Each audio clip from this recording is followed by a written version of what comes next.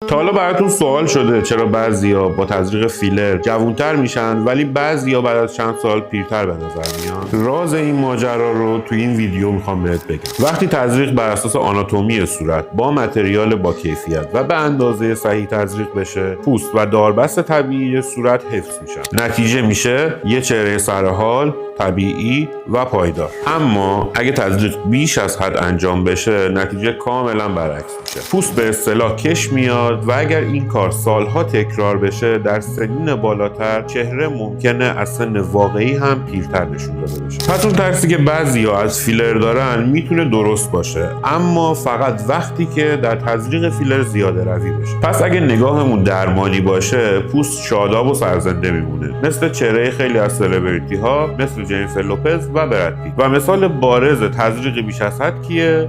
خانم ورساچه.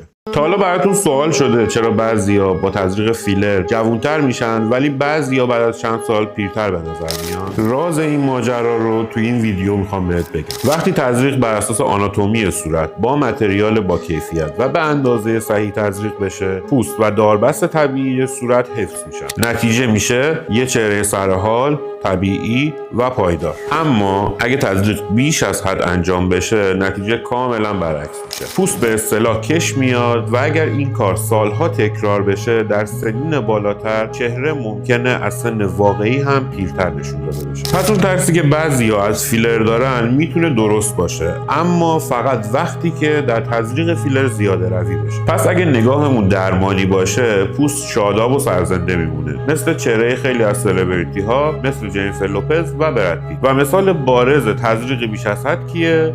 خانم ورساچه.